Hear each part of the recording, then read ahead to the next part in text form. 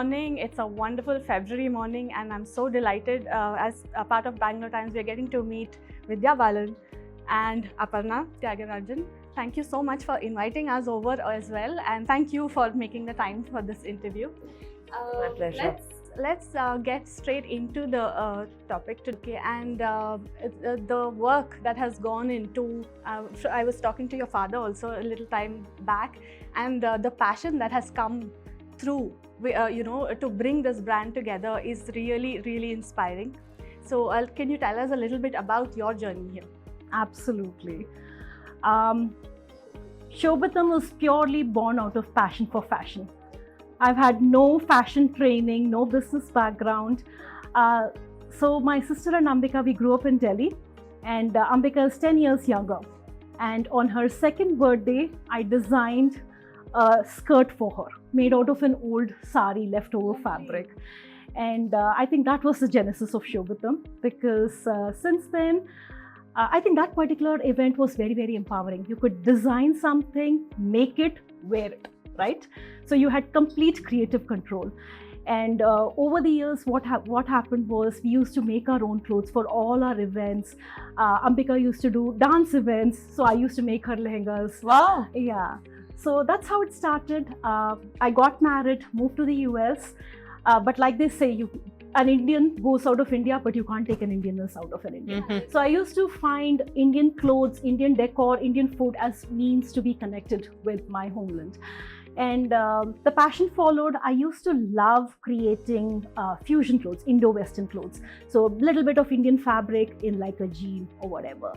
So it just got to a point where we said, how much are we going to hoard for our own selves? Apne liye kitna loge?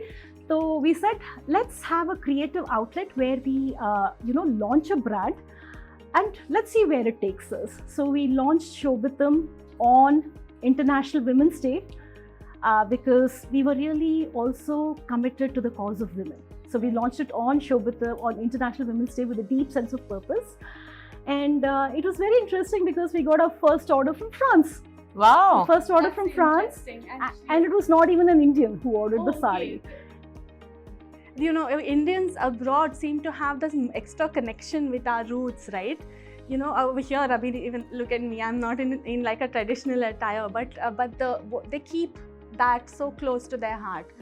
I think when you go away from home, you try to, forge or hold on to your roots. Right. Forge a connection or hold on to your roots. So I think that's understandable. Whereas here we can afford to take it for granted because we are, rooted. But I think it's so wonderful that when I associated with Shobhitam 1.5 years ago, yes, what struck me was, the fact that they have weaves from across the country. So I had not come across another brand where everything, so there are brands that excel in for example, Kalamkari or Kanjivaram or Banaras. Here, under one umbrella, you have weaves from handcrafted saris from across the country, and I thought that was the most fascinating thing. Then, when they told me about the fact that they customize blouses, and perfect. yeah, especially for people who live away from home, not just abroad. I think even within, there must be so many people in Bengaluru who are not from here. So, they feel that, kaun se tailor se silwaye. There's no such problem, right? And you have your picot, you have your fall done, you have your tassels, everything.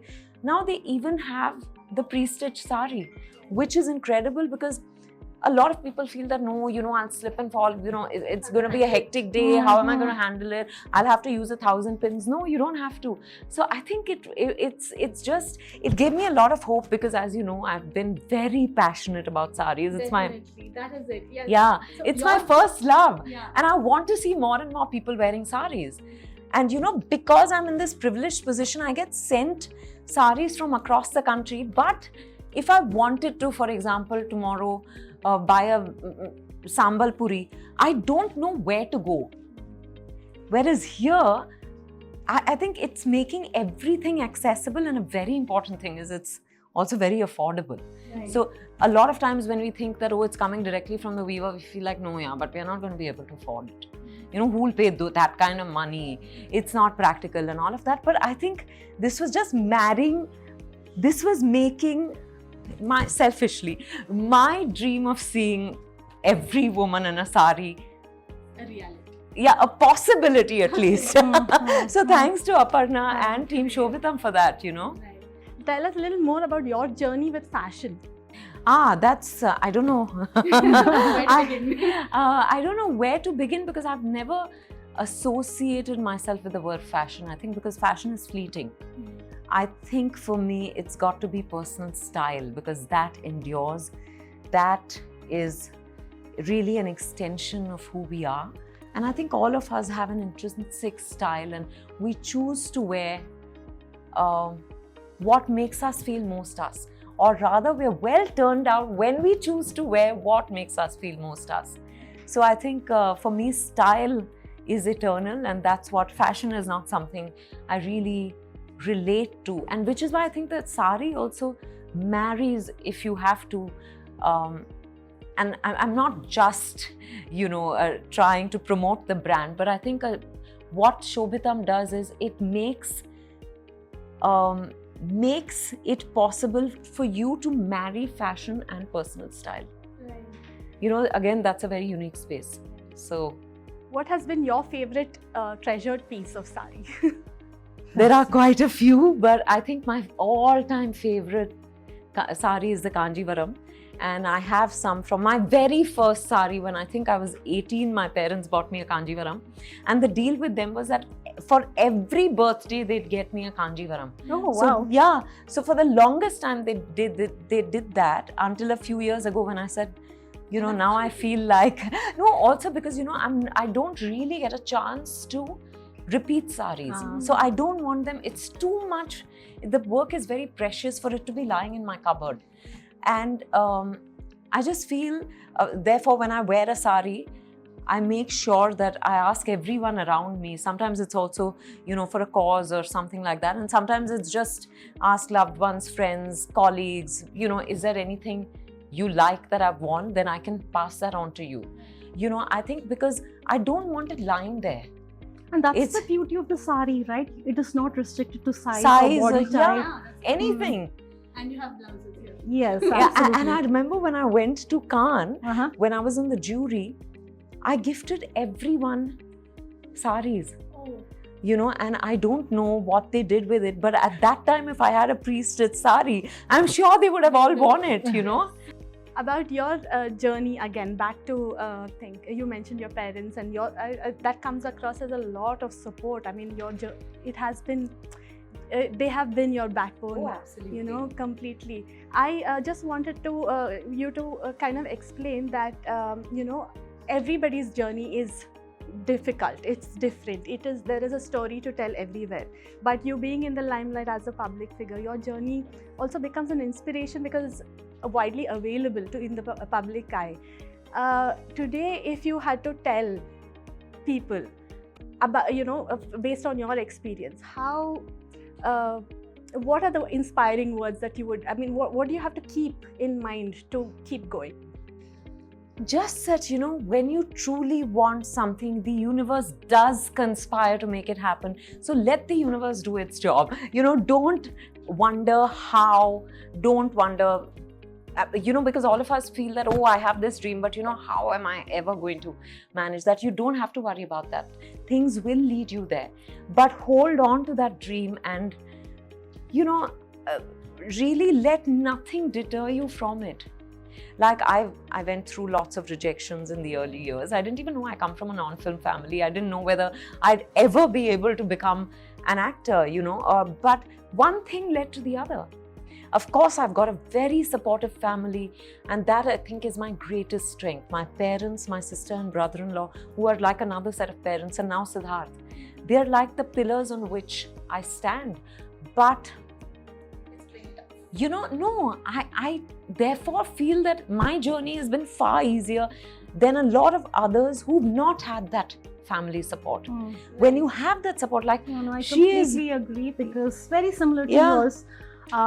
no fashion training, no business background, but we always believed that we could make it happen. And to your point, the universe does conspire, Yeah. and things do happen one step at a time. Yeah, and Yeah. no two stories are the same because no two individuals are the same. So embrace the uniqueness of your journey. Don't look for a well-trodden path. Look to create your own.